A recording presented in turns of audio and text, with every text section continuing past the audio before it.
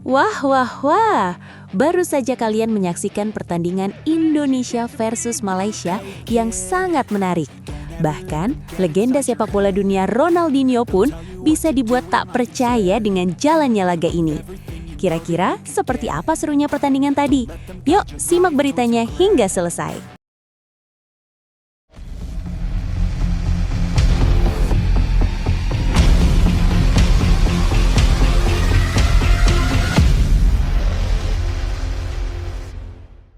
Mohon subscribe channel Timnasku Indonesia agar tidak ketinggalan informasi Timnas Indonesia. Hasil Timnas Indonesia vs Malaysia Piala AFF Futsal 2026.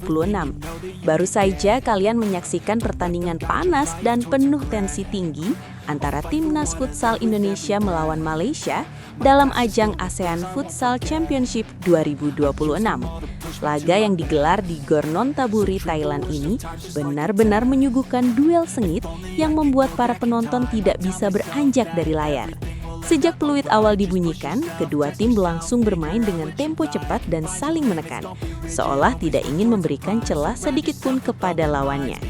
Timnas Indonesia yang diasuh oleh Hector Souto langsung tampil agresif dengan mengandalkan kombinasi pemain seperti Muhammad Al-Bagir, Dewa Rizky, Andres Dwi Persada, Andarias Karet, dan Guntur Sulistyo. Sementara itu, Malaysia yang ditangani Adi Azwan bin Zainal juga tidak kalah siap dengan menurunkan skuad terbaiknya. Pertandingan ini memang sudah diprediksi akan berjalan ketat, mengingat rivalitas panjang kedua tim di kawasan Asia Tenggara. Di awal pertandingan, Indonesia langsung mencoba mengambil inisiatif serangan. Peluang pertama datang dari Andarias Karet yang mencoba memanfaatkan celah di pertahanan Malaysia. Namun, upaya tersebut masih belum mampu membuahkan hasil. Tak lama kemudian, giliran Imang Ansori yang mendapatkan kesempatan emas. Tetapi lagi-lagi penyelesaian akhir masih menjadi kendala. Memasuki menit-menit berikutnya, tekanan dari Timnas Indonesia semakin meningkat. Chris Yeimo sempat mendapatkan peluang emas yang hampir saja membuka keunggulan. Sayangnya, penampilan gemilang kiper Malaysia Amar Harith menjadi tembok kokoh yang sulit ditembus. Beberapa kali penyelamatan penting yang ia lakukan membuat Indonesia frustasi dan harus bekerja ekstra keras untuk menciptakan gol. Tidak hanya itu, Malaysia juga sesekali memberikan ancaman balik yang cukup berbahaya. Pertahanan Indonesia harus tetap waspada. Bahkan Rizky Fauzan sempat melakukan penyelamatan krusial yang mencegah peluang lawan menjadi gol. Pertandingan pun berjalan semakin intens dengan jual beli serangan yang membuat atmosfer semakin memanas. Menjelang akhir babak pertama, Indonesia terus menggempur pertahanan Malaysia. Dewa Rizky dan Guntur Sulistyo mencoba berbagai cara untuk membongkar lini belakang lawan. Bahkan satu peluang emas dari Guntur Sulistyo hampir saja mengubah skor, namun bola hanya membentur tiang gawang. Momen ini menjadi salah satu peluang terbaik Indonesia di babak pertama. Tak lama berselang, Andres Dwi Persada juga mendapatkan kesempatan emas, tetapi lagi-lagi keberuntungan belum berpihak kepada Timnas Indonesia. Hingga akhirnya peluit babak pertama dibunyikan dengan skor masih imbang tanpa gol. Hasil ini tentu cukup mengejutkan, mengingat dominasi serangan Indonesia yang cukup signifikan. Pertandingan ini benar-benar menunjukkan betapa ketatnya persaingan antara Indonesia dan Malaysia. Timnas Indonesia terlihat cukup kerepotan menembus pertahanan solid Malaysia, terutama dengan performa luar biasa dari sang kiper. Di sisi lain, Malaysia juga menunjukkan disiplin dan organisasi permainan yang sangat baik. Nah, untuk hasil akhir pertandingan ini, kalian bisa langsung melihatnya di thumbnail video ini. Yang jelas, pertandingan ini meninggalkan banyak momen menarik dan layak untuk dibahas. Sekarang giliran kalian untuk ikut berpendapat. Tulis di kolom komentar bagaimana menurut kalian jalannya pertandingan tadi. Apakah Indonesia sudah bermain maksimal atau masih ada yang perlu diperbaiki untuk pertandingan selanjutnya? Jangan lupa juga untuk share pendapat kalian karena diskusi kalian sangat menarik untuk kita bahas bersama.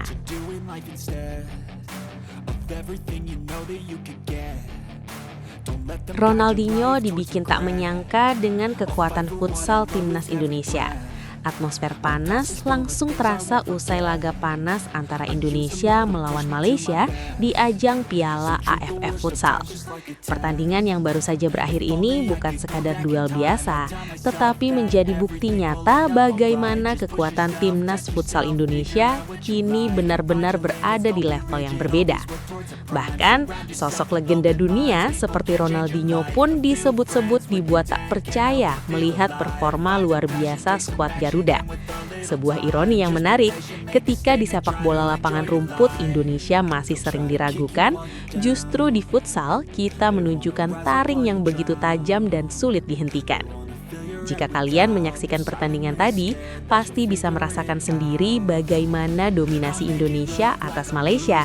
Permainan cepat, pressing ketat, hingga penyelesaian akhir yang klinis menjadi kombinasi mematikan yang membuat lawan tak berkutik. Malaysia yang selama ini dikenal sebagai rival kuat justru terlihat kesulitan mengimbangi tempo permainan. Situasi ini tentu menjadi sorotan besar, apalagi jika benar Ronaldinho ikut menyaksikan laga tersebut, maka tak heran jika ia dibuat terkejut dengan perkembangan futsal Indonesia yang begitu pesat. Menariknya, dominasi Indonesia ini bukanlah sesuatu yang terjadi secara tiba-tiba. Jika menilik sejarah pertemuan kedua tim di Piala AFF Futsal, Indonesia memang memiliki catatan yang lebih unggul. Dari 12 pertemuan sebelumnya, Indonesia berhasil meraih 7 kemenangan, sementara Malaysia hanya 4 kali menang dan 1 laga berakhir imbang. Statistik ini mempertegas bahwa Indonesia perlahan namun pasti telah menggeser dominasi Malaysia yang sempat berjaya di awal-awal pertemuan. Pada awal sejarah pertemuan, Malaysia sempat menjadi momok bagi Indonesia. Mereka memenangkan 2 laga pertama pada tahun 2003 dan 2005. Namun sejak kemenangan pertama Indonesia pada tahun 2006, arah rivalitas mulai berubah. Indonesia tampil semakin percaya diri dan konsisten menunjukkan peningkatan performa dari tahun ke tahun.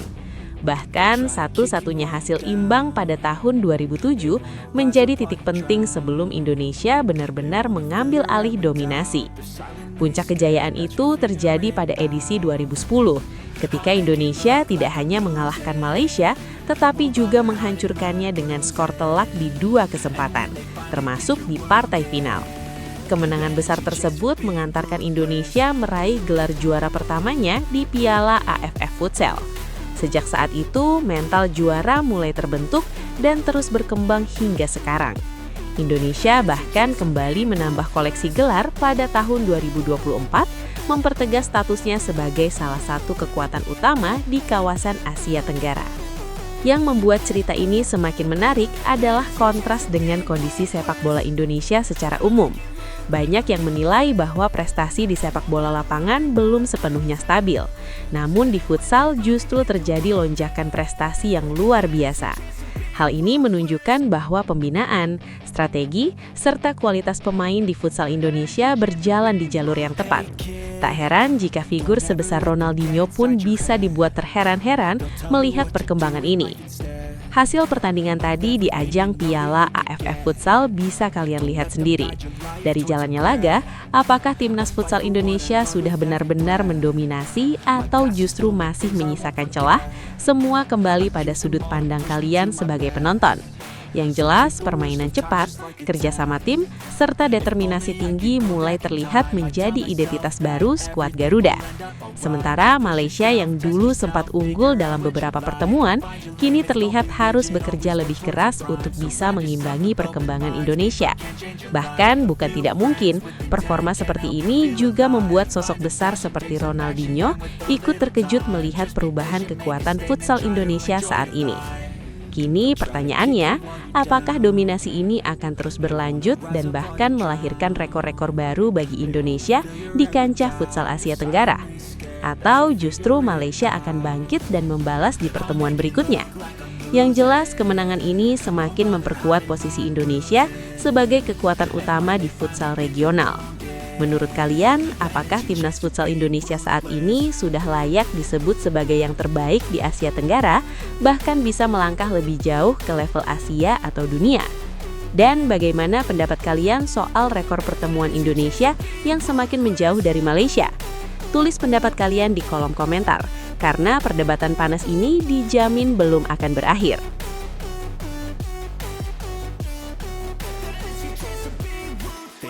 Bintang futsal Indonesia pernah jadi pesepak bola Liga 2. Kisah perjalanan seorang pemain menuju panggung tertinggi selalu menyimpan cerita yang tak terduga. Begitu pula dengan sosok Muhammad Sanjaya yang kini mulai mencuri perhatian publik sebagai bintang baru di Timnas Futsal Indonesia. Siapa sangka, di balik gemilangnya performa di lapangan futsal, tersimpan perjalanan panjang yang dimulai dari dunia sepak bola profesional, bahkan hingga kompetisi Liga 2 Indonesia. Inilah cerita tentang kerja keras, keberanian mengambil jalan berbeda, dan pembuktian diri yang akhirnya membuahkan hasil luar biasa. Momen yang langsung melejitkan nama Sanjaya terjadi saat laga pembuka ASEAN Futsal Championship 2026. Dalam pertandingan melawan Brunei Darussalam, ia tampil luar biasa dengan mencetak hat-trick dan membawa Indonesia menang telak 7 gol tanpa balas. Penampilan tersebut bukan hanya sekedar kemenangan biasa, tetapi juga menjadi sinyal kuat bahwa Indonesia memiliki senjata baru yang mematikan di lini depan. Gol-gol yang ia ciptakan menunjukkan ketajaman, insting mencetak gol, serta kepercayaan diri tinggi yang jarang dimiliki pemain debutan.